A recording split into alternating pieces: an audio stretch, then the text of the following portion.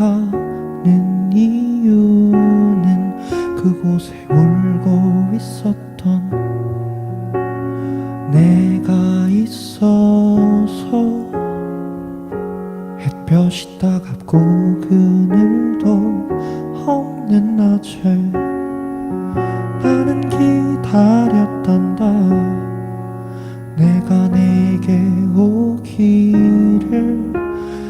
아무도 찾지 않는 한낮의 물가에 어젯밤을 다 잠든 내가 내게로 온다. 아무도 찾지 않는 한낮의 물가에 이제껏 삶에 지친 내가 내게로 온다. 나는 사마리아 여인에게 말을 건다. 기쁨의 차 말을 건다. 하늘 보좌 내려놓고 그래 여기에 왔다고. 넌 내게 다시 이리 재촉한다. 그 물을 내게 달라 한다. 넌 이미 보았다. 그 물이 여기에 바로 내 안에 있어. 보통 물을 기르려면 밤에 가야 되거든요. 근데 항상 낮에 오는 여자가 있었어요. 왜냐면 사람들 보기 싫어서. 예수님이 이 여자를 기다리십니다. 아무도 보지 않았던 내게, 아무도 오지 않았던 내게, 그 누구도 찾을 수 없던 내게 내가 지금 간다. 나는 사마리아 여인에게 말을 건다. 기쁨의 차 말을 건다. 하늘 보좌 내려놓고 그래 여기에 왔다고. 넌 내게 다시 이리 재촉한다. 그 물을 내게 달라 한다. 넌 이미 보았다. 그 물이 여기에 바로 내 안에 있어.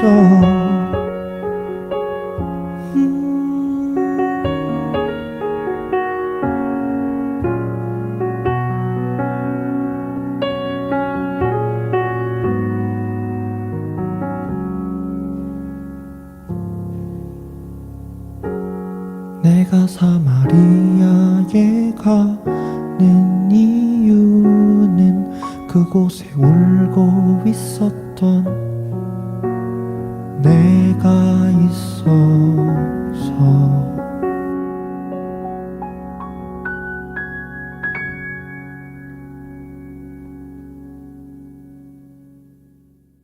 남이라.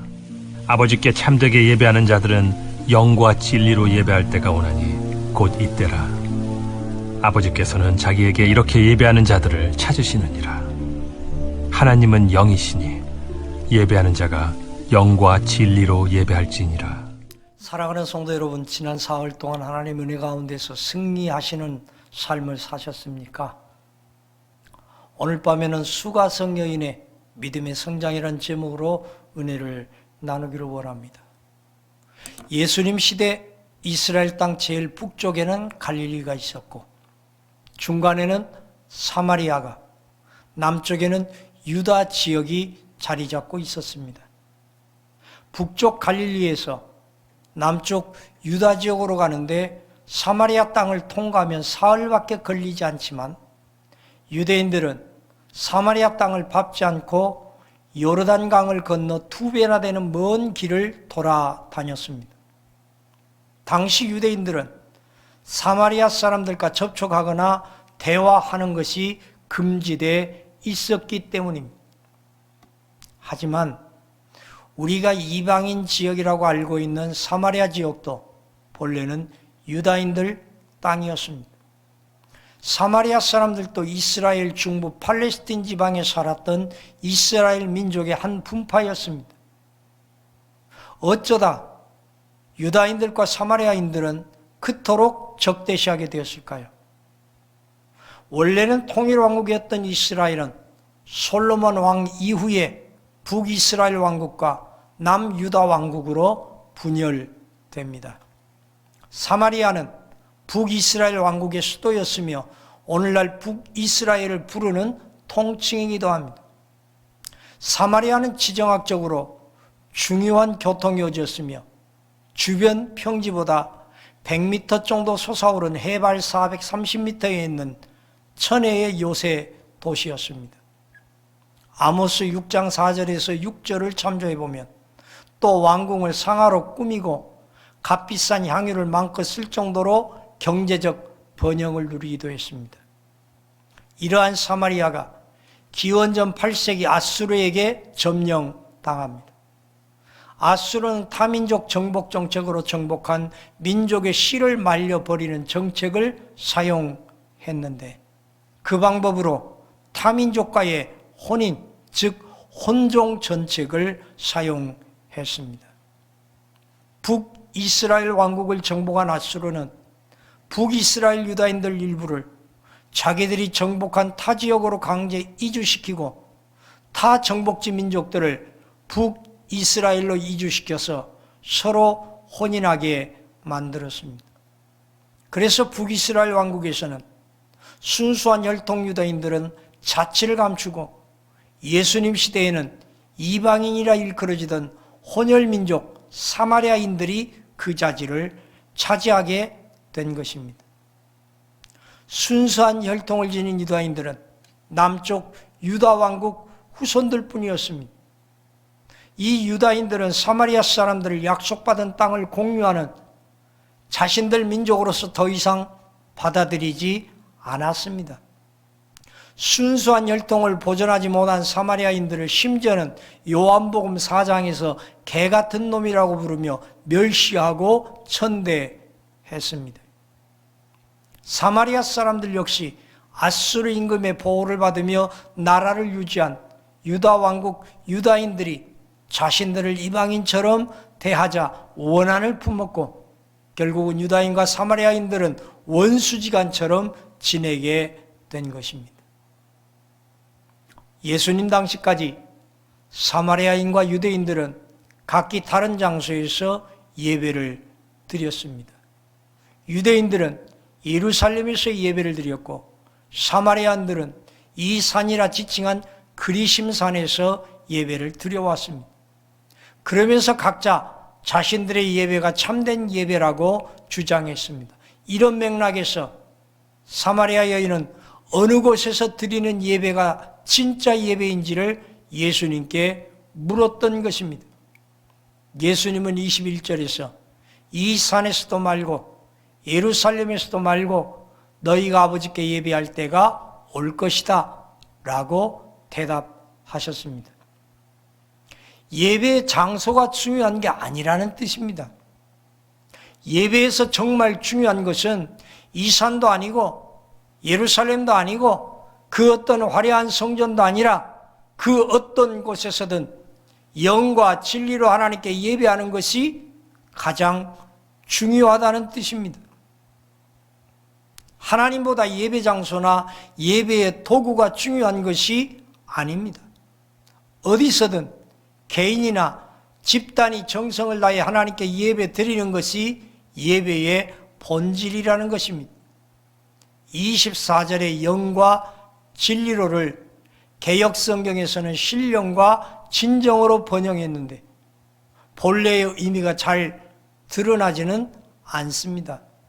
이 표현은 헬라어로 읽으면 엔 푸니마티 카이 알레세이아를 번역한 것인데 영과 진리가 더 정확한 번역입니다. 공동 번역에서는 이 말을 영적으로 참되게라고 번역했는데 의미가 도리어 더 잘 전달되고 있는 것 같습니다. 수가성 여인에게 예수님이 예배에서 강조하는 것이 두 가지입니다. 하나는 예배를 받으시는 분을 바로 알고 예배하는 것이고, 둘째는 그 하나님께 바르게 예배하는 것입니다. 누구를 예배하는지를 잘 모르고 열심히 예배하는 것이나 참 하나님을 그릇되게 예배하는 것은 다 잘못된 것입니다. 하나님은 예배의 대상이 아버지시며 또한 영이시라고 하십니다. 즉 하나님은 인격적인 아버지시요 특정한 장소에 제한되지 않으시는 분이라는 말입니다. 그렇다면 그분께 어떻게 예배하는 것이 참되게 예배하는 것입니까? 그것은 요한복음 4장 23절에서 24절까지 말하는 영과 진리로 예배하는 것입니다. 영과 진리로 예배한다는 것은 영과 진리란 두 가지를 가지고 예배하는 것이 아니라 영과 진리 안에서, 좀 더 정확히 표현한다면 진리의 영 안에서 예배해야 한다는 것입니다. 진리의 영 안에서 예배한다는 것은 진리로 이끄시는 영 안에서 예배하는 것입니다. 진리의 성령이 오시면 그가 너희를 모든 진리 가운데 인도하시리라고 요한복음 16장 13절은 선언하고 있습니다. 성령님은 우리를 하나님에 관한 교리가 아니라 진리 자체이신 하나님께로 이끄십니다. 그 하나님께로 이끌림을 받는 예배라면 우리는 참된 회개를 드리게 됩니다. 진리로 이끌림을 받는 예배자는 바리새인과 세리의 기도를 통해서 알 수 있듯이 자신이 죄인임을 깊이 자각하는 예배를 드리게 될 것입니다. 진리의 영 안에서 예배한다는 것은 진리에 대한 순종으로 이끄시는 영 안에서 예배한다는 것입니다. 예배에서 가장 중요한 것은 하나님께 대한 순종의 마음입니다. 왕에 대한 경배가 진정한 경배가 되려면 순종의 태도가 필수입니다. 이것이 없는 경배는 경배가 아니라 왕에 대한 모욕일 뿐입니다. 진리의 영 안에서 예배한다는 것은 하나님께 순종하려는 마음으로 예배하는 것입니다.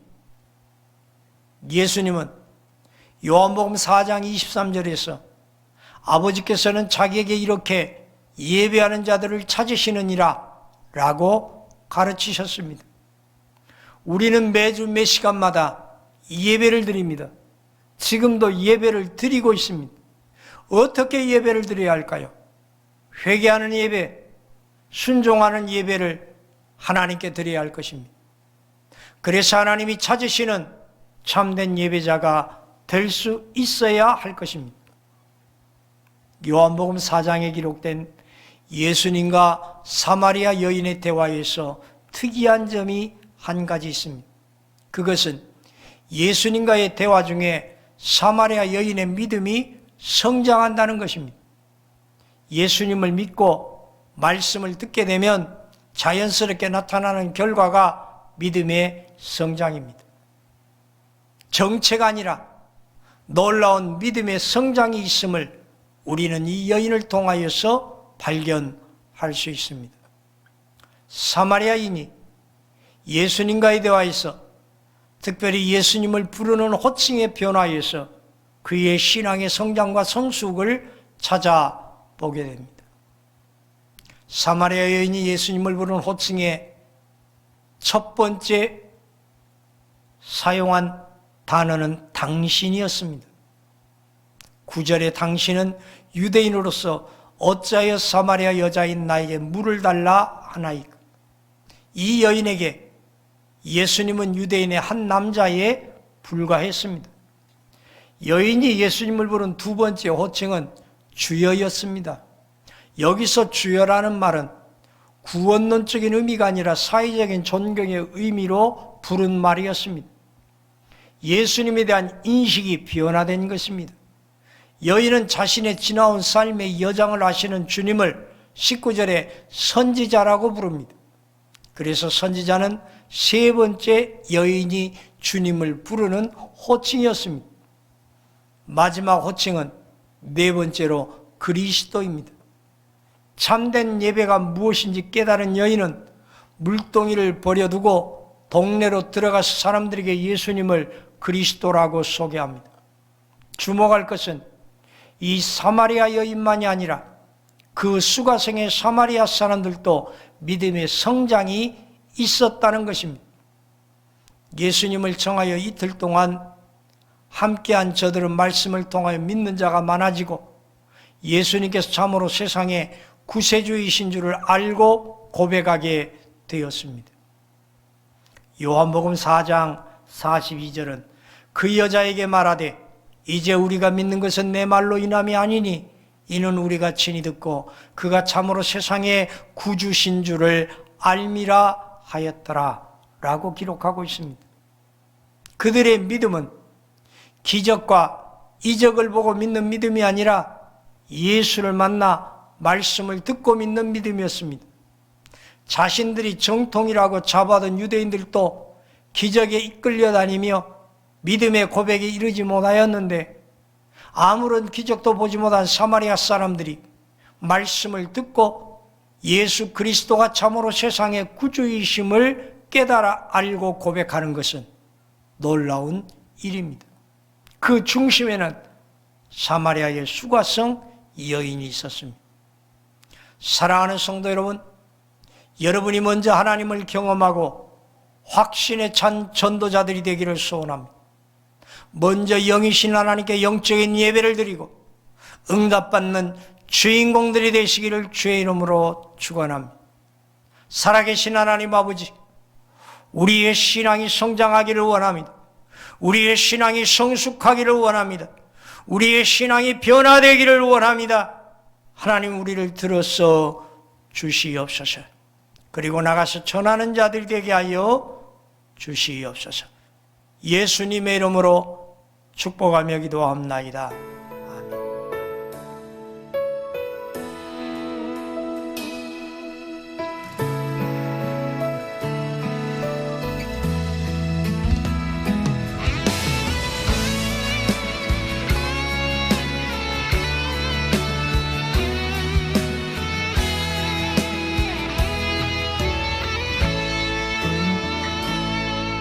우물가의 여인처럼 난 구했네. 헛되고 헛된 것들을 그때 주님 하신 말씀, 내 샘의 왕 생수를 마셔라. 많고 많은 사람들이 찾았었네. 헛되고 헛된 것들을 주 안에 감추인 보배, 세상 것과 난 비길 수 없네. 오 주님 채우소서. 나의 잔을 높이 듭니다. 하늘 양식 내게 채워주소서. 넘치도록 채워주소서.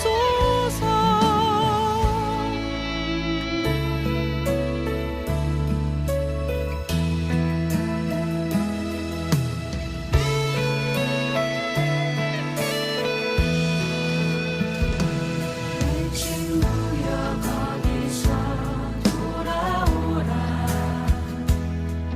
내 주의 넓은 품으로 우리 주님 너를 반겨 그 넓은 품에 안아주시니.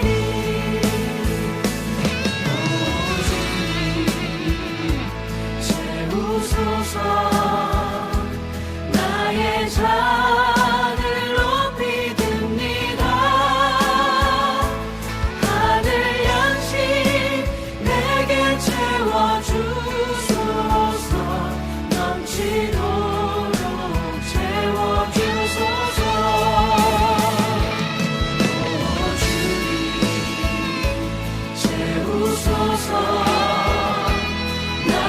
잔을 높이 듭니다. 하늘 양식 내게 채워주소서. 넘치도록 채워주소서.